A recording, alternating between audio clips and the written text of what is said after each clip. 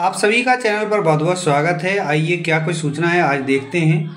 4वीं शिक्षकों की पदोन्नति के लिए पहली और दूसरी अनुसूची में निर्दिष्ट प्रासंगिक न्यूनतम योग्यता का एक स्तर से अगले स्तर तक विचार किए लिए लागू होती है। 5 एनसीटी विनियम 2014 की पहली अनुसूची के खंड 3 में एनसीटी अधिसूचना दिनांक 23 अगस्त 2010 द्वारा निर्धारित समयानुसार न्यूनतम योग्यता निर्धारित की गई है। खंड 4 इस प्रकार बताता है कि अधिसूचना की तिथि से पहले नियुक्त शिक्षक फर्स्ट इस अधिसूचना की तिथि से पहले कक्षा 1 से 8 के लिए नियुक्त निम्नलिखित श्रेणियां के शिक्षकों को उपरोक्त पैरा में निर्दिष्ट न्यूनतम योग्यता प्राप्त की आवश्यकता नहीं है। एक शिक्षक की नियुक्ति 3 सितंबर 2001 से पहले या उसके बाद हुई, यानी वह जिस दिन एनसीटीई स्कूलों में शिक्षकों की भर्ती के लिए न्यूनतम योग्यता का निर्धारण विनियम 2001 समय समय पर संशोधित लागू हुआ, उसके अनुसार विनियम बशर्ते कि योग्यता रखने वाले के शिक्षक या शिक्षा विशेष योग्यता रखने वाले 1 से 5 शिक्षक को प्रारंभिक शिक्षा पर एनसीटी द्वारा मान्यता प्राप्त 6 महीने में के विशेष कार्यक्रम से गुजरना होगा। बीएड योग्यता के साथ शिक्षक जिसने एनसीटी द्वारा महीने का विशेष बुनियादी शिक्षक पाठ्यक्रम विशेष बीटीसी पूरा किया हो। प्रचलित भर्ती में नियमानुसार 3 सितंबर 2001 के पहले नियुक्त शिक्षक 5 इन परिस्थितियों को में यह स्पष्ट किया जाता है कि एक दिन 23 अगस्त 2010 की अधिसूचना के पहले नियुक्त किए गए अभ्यर्थियों को टीटी पास करना अनिवार्य नहीं है या उनकी पदोन्नति हो जाएगी।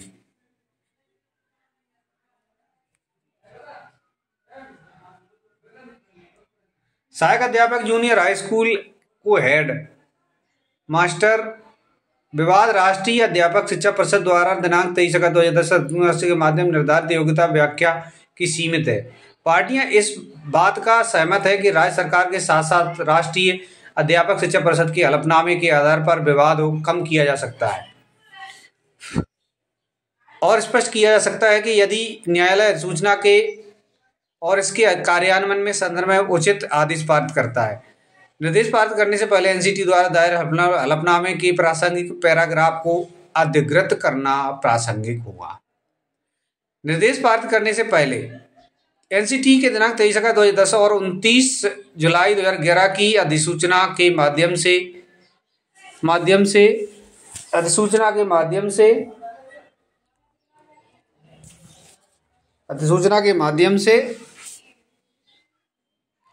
23 की उपधारा 1 के शक्तियों को प्रयोगकर्ताओं कक्षा 1 से 8 तक के लिए शिक्षक को रूप में नियुक्त के लिए न्यूनतम योग्यता निर्धारित की है।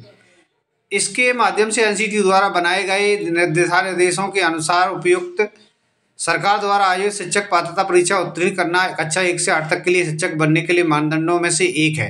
सहायक शिक्षक की पदोन्नति के लिए उद्देश्य के लिए मानदंड भी निर्धारित किए गए हैं। इन अधिसूचनाओं में एनसीटी द्वारा 23 अगस्त 2010 से और 29 जुलाई 2011 एक की प्रति एक दाखिल की जा रही है और इस हलफनामे में अनुसंलग्न CSA फर्स्ट और 2 के रूप में चिन्हित की गई है।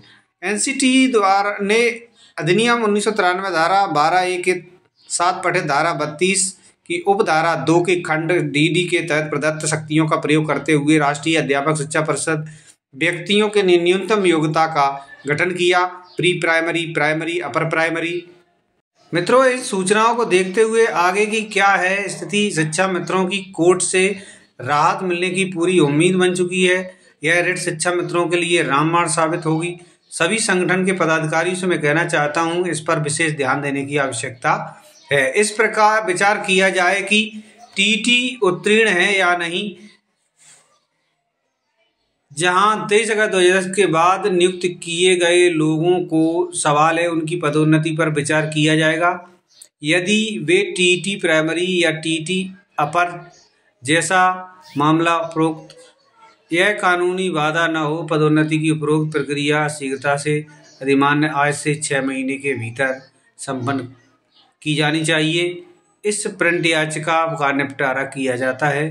इस प्रकार से शिक्षा मित्रों के लिए बहुत राहत भरी खबर है। शिक्षा मित्र के सभी पदाधिकारी इस पर ध्यान दें और मैं आप सभी दर्शकों से निवेदन करता हूं कि चैनल पर आप नए हैं तो चैनल को सब्सक्राइब कर लें और सूचना को अधिक से अधिक लोगों तक भेजें, जिससे सभी को यह सूचना मिल सके।